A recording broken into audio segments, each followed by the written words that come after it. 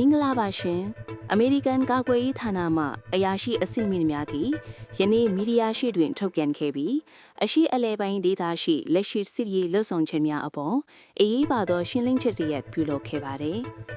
အဆိုပါအစည်းအဝေးတွင်ဗဟိုစစ်ကွက်ခဲမှုဗိုလ်ချုပ်ကြီး Admiral Bradley ကူပါလဲပါဝင်ခဲ့ပြီးမကြာသေးမီကဒေသမှပြန်လာပြီးနောက်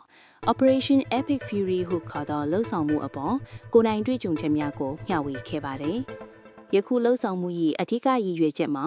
အီရန်၏စစ်ရေးနှင့်စီးပွားရေးလှုပ်ရှားမှုများကိုကန့်သက်ရန်တင်းကျပ်သောပိတ်ဆို့မှုတရက်ကိုထိန်းသိမ်းထားခြင်းဖြစ်ကြောင်းပင်တဂွန်ဘက်မှပြောကြားခဲ့ပါသည်။အရာရှိများကလည်းအီရန်ဘက်မှတန်တမဆွေးနွေးမှုများတွင်ပါဝင်ရန်ညှင်းဆန်ပါက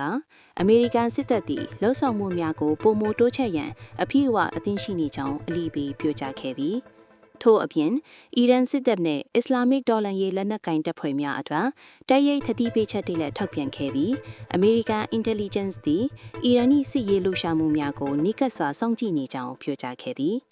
အရာရှိများ၏အဆိုအရအီရန်၏လက်ရှိစစ်ရေးစွမ်းရည်များမှာတိပိစတာလျော့နေပြီးအထူးသဖြင့်ဒုံးကျည်စနစ်များပြန်လည်ဖြည့်တင်းခြင်းနဲ့အဆောက်အအုံများပြန်လည်တည်ဆောက်ခြင်းတွင်အခက်အခဲများရှိနေကြောင်းသိရသည်အမေရိကန်ဘက်မှလည်းမိမိတို့၏စစ်ရေးအင်အားမှာအလွန်တာလွန်နေကြောင်းထုတ်ဖော်ပြောကြားခဲ့ပြီးမိမိတို့၏ရေတပ်အင်အား၏တစိတ်သာပင်ဟော်မို့စ်ရေလမ်းကြောင်းကဲ့သို့အရေးပါသောနေရာများကိုထိန်းချုပ်နိုင်ကြောင်းဆိုသည်ထို့ပြင်နိုင်နက်ကရေးပင်အတွင်းကုံထွေးရေးတင်ပုံးများကိုတိုက်ခိုက်ပါက၎င်းကိုစစ်ရေးလုပ်ရမဟုတ်ဘဲလူရက်မှုညအကြမ်းဖက်မှုအထက်တတ်မှတ်မိဟုတတိပေးခဲ့သည်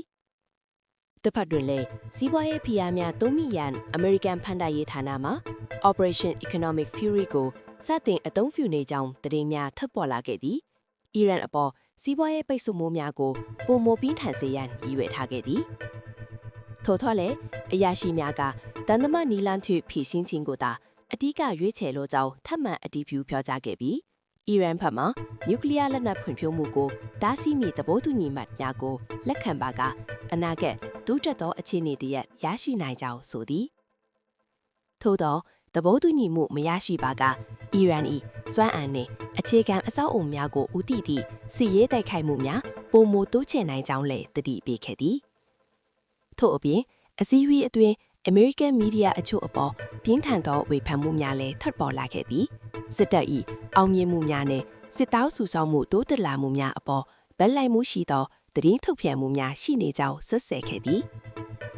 ကာကွယ်ရေးခေါင်းဆောင်များကလည်းလေတပ်နှင့်အာကာသတပ်ဖွဲ့များသည်2026ဘဏ္ဍာနှစ်အတွက်စစ်တောင်းစုဆောင်မှုရည်မှန်းချက်များကိုမတိုင်မီခေါ်လွန်ပြီးကြောင်းထောက်ပြခဲ့ပြီးယင်းသည်အမျိုးသားရေးစိတ်ဓာတ်ပြန်လည်မြင့်တက်လာမှု၏လက္ခဏာဖြစ်ကြောင်းပြောကြားခဲ့သည်